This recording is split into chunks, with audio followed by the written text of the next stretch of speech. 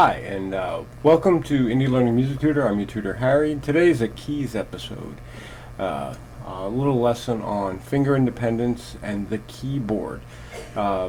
So for you key players out there, this is directly related to you. Anybody who plays a string instrument, finger independence is an important thing. Now, whether you do it on your own instrument or you do it on keys to gain finger independence, that's completely up to you. I'm sorry about the odd angle of the camera, but I need to capture this, and obviously I have a guest today who feels the need to be on my lap while I do this. Let's hope she decides to not jump onto the piano and start playing while I'm teaching this. You can do this with or without the instrument. Choosing to use the instrument specifically for sound purposes. So if you are doing this exercise on an instrument, you know what you're supposed to be hearing. But you could just as easily do this without using an instrument whatsoever, just doing it on a table. And I highly recommend doing that, getting your finger independence down, so that when it comes to playing, all of the things that you have to play come a lot easier, specifically chords and whatnot. Alright, so here's the exercise. Finger dependence. Exercise number 1. Alright, what you're going to do is you're going to find yourself a C, and because this is a short scale piano, I'm going to be starting with a middle C, but I'm going to have it here. Okay? I understand normally your middle C is in the middle, but you have to figure I have 66 instead of 88 keys, so I should be, over here with the keys too. Alright? Now, you're going to start with your pinky, which we're going to call finger 1. Okay? On the middle C. And then we're just going to go right up the C scale. Finger 2 on D, finger 3 on E, finger 4 on F, G, A for finger 1 on the right side, B, our octave C is the middle finger, our finger 3 on our right hand, and bonus notes D and E. Okay? So you're going to put your hands like that over the octave and a major third, and you're going to manipulate your fingers one at a time. Remember, keep your wrists up.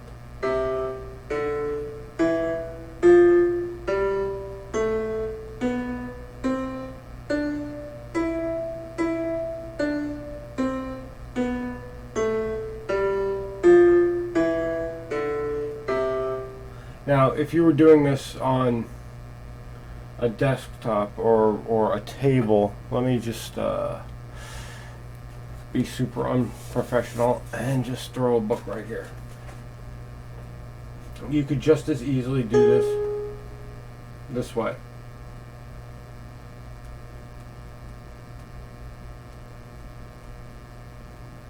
Understand? So you don't necessarily need your instrument to do this exercise, and it is a good exercise to warm your hands up with, whether or not you have an instrument to deal with. Like I have this per bucket here that I have to actually manipulate.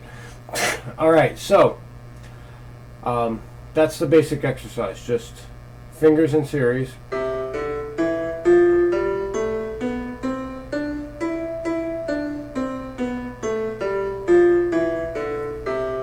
Right, front and back.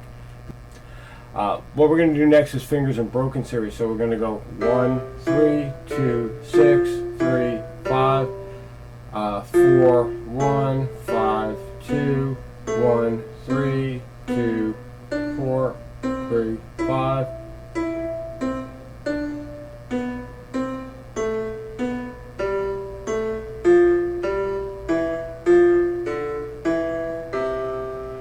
Okay, so you're going to be skipping a finger, and that's exercise number 2. Exercise 1 is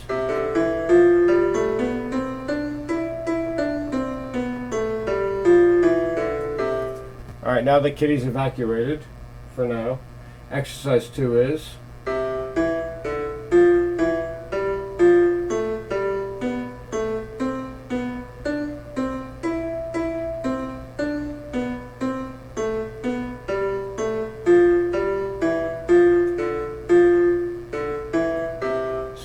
about that. Exercise 3, you just skip another finger. So now we'll do 1, 4, 2, 5, 3. 1, 4, 2, 5, 3. 1, 4, 2, 5, and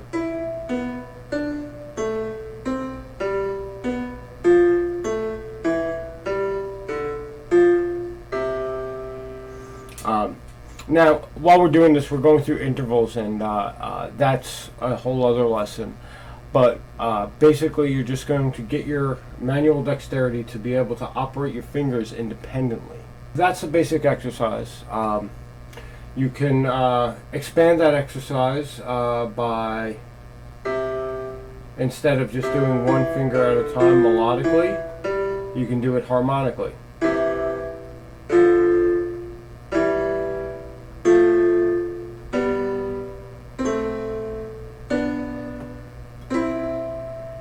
And get your fingers used to operating in pairs.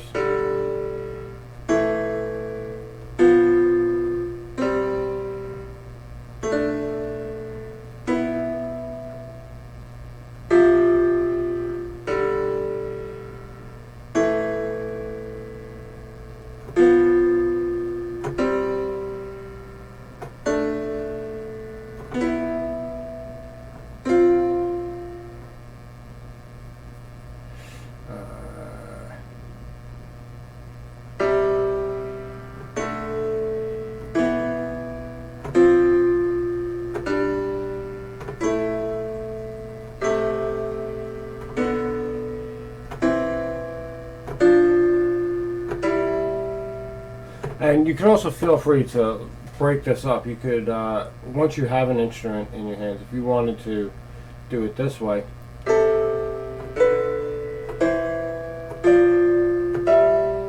and go up the octave, that's also a possibility. That's, how you practice this. I guess we could move up from here now. How you practice this from this point onward. Once you have the instrument in hand, getting the sounds that you want, exploring the sounds, I highly encourage you to go ahead and play around with the keyboard. The main thrust of this, though, is to be able to have an exercise that you can use even when you don't have your keyboard available. You're sitting there on your lunch break. You're obviously not going to have your keyboard with you. You could stand there. You could sit there at the table and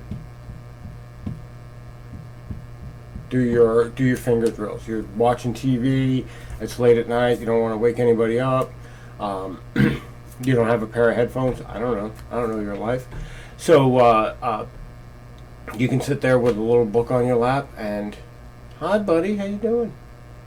And absolutely continue practicing.